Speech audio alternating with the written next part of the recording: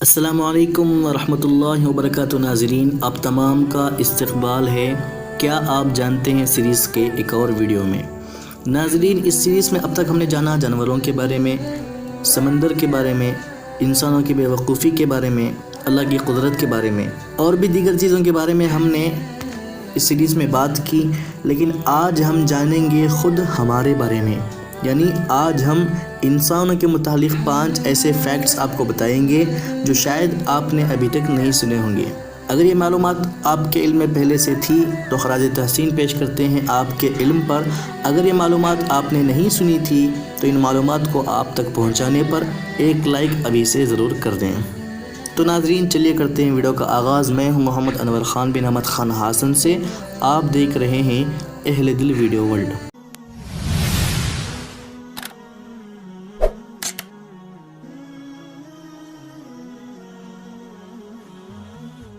ناظرین، کیا آپ جانتے ہیں کہ دنیا میں نوموفوبیا نام کا ایک سائیکولوجیکل ڈس آرڈر بھی موجود ہے، یعنی ایک ایسی ذہنی بیماری بھی موجود ہے جس کے چلتے انسان اپنے فون کے بغیر سانس بھی نہیں لے سکتا۔ اس کو اپنے موبائل کے بغیر سانس لینے میں بھی دشواری ہوتی ہے۔ حیران ہے نا؟ لیکن یہ حقیقت ہے، اور اس کی وجہ تسمیہ یہ ہے کہ انسان کے فون کو کثرت سے استعمال کرنے کی وجہ سے انسانی دماغ فون کا اتنا عادی ہو جاتا ہے، وہ سمجھتا ہے کہ اس کے سروائیو کے لیے، اس کے گزارے کے لیے یہ ایک اہم اور ضروری چیز ہے۔ اس کا ذہن یہ ماننے کو تیار ہی نہیں ہوتا کہ اس ڈیوائس کے بغیر بھی وہ گزارا کر سکتا ہے، اس ڈیوائس کے بغیر بھی وہ سروائیو کر سکتا ہے۔ اس کے چلتے جب بندے سے اس کا فون لے لیا جاتا ہے یا پھر بندے کو فون سے دور کر دیا جاتا ہے تو یہ ڈس آرڈر اس کے باڈی کے سروائیول میکینزم کو نشانہ بناتا ہے۔ پھر فون نہ ملنے پر بندہ بے چین و بے قرار ہوتا ہے، اس کو گھبراہٹ سی محسوس ہوتی ہے، اور وہ گھبراہٹ اتنی بڑھ جاتی ہے یہاں تک کہ اسے سانس لینے میں بھی دشواری معلوم ہوتی ہے۔ لیکن اس سے زیادہ حیرانگی آپ کو یہ بات جان کر ہوگی کہ ابھی تک سائنس میں اس ذہنی بیماری کا کوئی علاج نہیں ہے۔ سائنسی اعتبار سے اسے لا علاج بیماری، لا علاج ڈس آرڈر سمجھا جاتا ہے۔ لیکن ناظرین، آپ میں سے کسی کے جاننے والوں کے ساتھ اگر یہ مسئلہ پیش ہے تو فکر کی کوئی بات نہیں۔ ایسی حالت میں اس بندے کو قرآن مجید کی تلاوت سنائیں، علماء و صلحاء کی مجالس میں بٹھائیں، انشاءاللہ 100% یہ بیماری ختم ہو جائے گی۔ یہ صرف ایمان اور یقین کی بات پر نہیں کہہ رہا، میرے پاس اس کا لاجیکل جواب بھی موجود ہے۔ انشاءاللہ بہت جلد اسی چینل پر میں وہ لاجیکل جواب بھی ایک ویڈیو کی شکل میں پیش ضرور کروں گا۔ ناظرین، آپ نے سردی کے وقت یا پھر ایسے وقت کہ آپ آدھی رات میں کسی کام سے گھر سے باہر نکلے ہیں اور آپ کے آس پاس پورا سناٹا ہے، اندھیرا ہے، دور دور تک آپ کو انسان نام کی کوئی چیز دکھائی نہیں دے رہی، ایک دم خاموشی ہے، ایسے میں اچانک آپ نے کوئی چیخ سن لی یا پھر کسی کو آپ کے پیچھے سے گزرتا ہوا محسوس کیا، تو ایسے وقت میں آپ نے اپنے ہاتھوں وغیرہ پر رونگٹے کھڑے ہوتے ہوئے محسوس کیا ہوگا۔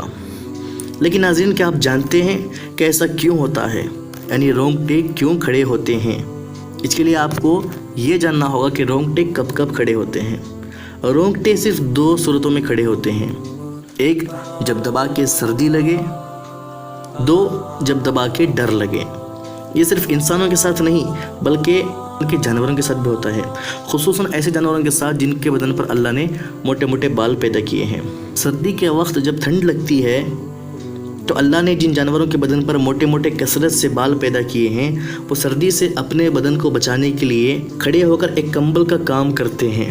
یہی انسانوں کے ساتھ بھی ہوتا ہے، لیکن یہ بات الگ ہے کہ انسانوں کے بدن پر اتنے بال نہیں ہوتے کہ وہ کھڑے ہو کر ایک کمبل کا کام کریں، لیکن پھر بھی انسانی دماغ ایسی صورت میں بدن کے بال کھڑے کر کے انسانی بدن کو سردی سے بچانے کی کوشش کرتا ہے۔ اور ڈر کے وقت بھی ایسا ہی ہوتا ہے، جب انسان کو ڈر لگتا ہے تو انسانی دماغ بدن کے بال کھڑے کر کے بالوں کا ایک کور، ایک شیلڈ بنانے کی کوشش کرتا ہے کہ انسانی بدن کو کوئی نقصان نہ پہنچے۔ آپ نے یہ بلیوں کے ساتھ دیکھا ہوگا کہ جب 2 بلیاں یا پھر ایک بلی اور ایک کتا جب جھگڑنے کے لیے کھڑے ہوتے ہیں تو ان کے بدن کے سارے بال بھی ساتھ ہی کھڑے ہو جاتے ہیں۔ اگر آپ یہ سوچتے ہیں کہ غصے کی وجہ سے ان کے یہ بال کھڑے ہوتے ہیں تو آپ بالکل غلط ہیں، کیونکہ وہ ڈر کی وجہ سے اپنے بال کو کھڑا کر کے اپنے آپ کو بچانے کی کوشش کرتے ہیں، یا پھر اپنے آپ کو سامنے والے کی نظر میں کچھ بڑا دکھانے کی کوشش کرتے ہیں۔ ویسے تو ناظرین، انسان کے لیے اس دنیا میں ناممکن چیزیں بہت ساری ہیں، لیکن کچھ متکبر اور گھمنڈ کے پجاری انسان اپنے آپ کو 30 مار خان کا باپ سمجھتے ہیں اور کہتے ہیں کہ ہمیں ناممکن والا لفظ ہضم نہیں ہوتا، یا یوں کہتے ہیں کہ میرے ڈکشنری میں ناممکن امپاسبل ورڈ موجود ہی نہیں ہے۔ تو ان 30 مار خانوں کے باپوں کو میں ایک معمولی چیلنج دیتا ہوں کہ وہ اپنی کوہنی، جو بالکل ان کے نزدیک ترین چیزوں میں سے ایک ہے، اپنی کوہنی کو اپنے زبان سے ٹچ کر کے دکھائیں۔ جی ہاں ناظرین، آج کا تیسرا فیکٹ یہی ہے کہ اللہ نے انسان کی جو مینوفیکچرنگ کی ہے اس طرح کی ہے کہ جتنی بھی کوشش کرے وہ اپنی کوہنی کو زبان سے چھو نہیں سکتا۔ یقین نہیں آتا تو آپ ایک بار کوشش کر کے دیکھ لیں، اور جب آپ اس کوشش میں ناکام ہوں گے تو ایک بار اللہ کی تعریف و حمد کریں کہ انسان کتنا محتاج ہے اور اللہ کی قدرت کتنی عظیم اور بے نیاز ہے۔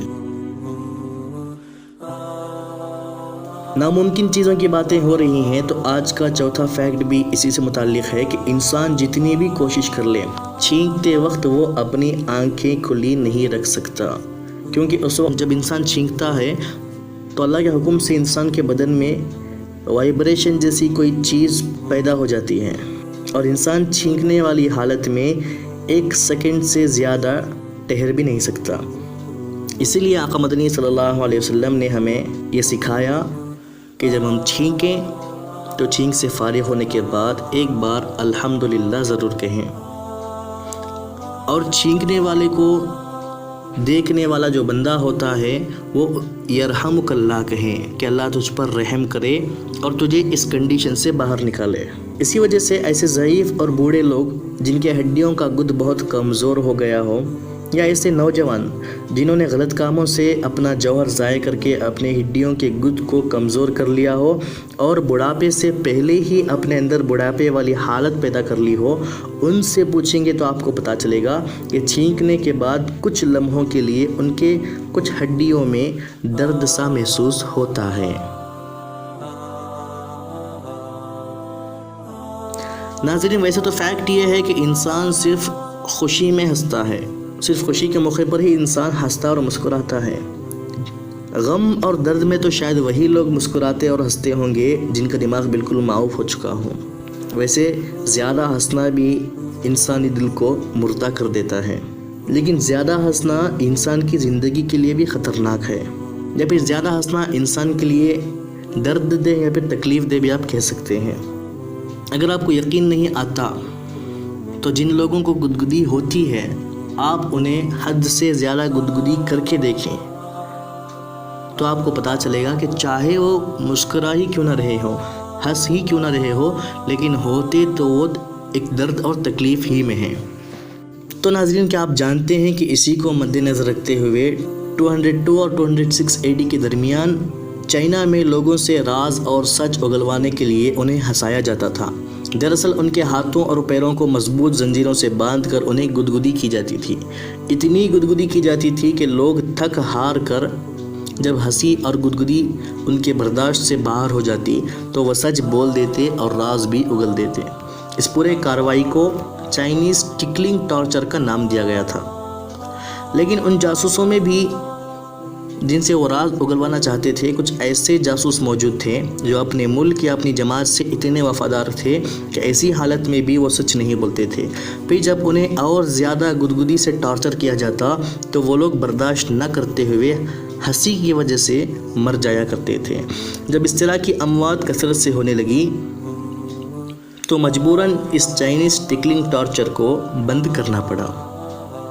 تو ناظرین، یہی تھے آج کے ہمارے انسانوں سے متعلق 5 حیرت انگیز معلومات، 5 امیزنگ فیکٹس۔ کیا آپ جانتے ہیں سیریز کے مزید ویڈیوز دیکھنے کے لیے اوپر والے پلے لسٹ پر کلک کریں، کچھ بہترین اور مزیدار دیکھنے کے لیے نیچے والے ویڈیو پر کلک کریں، ساتھ ہی ہمارے چینل کو سبسکرائب کریں۔ ملتے ہیں اگلی ویڈیو میں، تب تک کے لیے فقط والسلام۔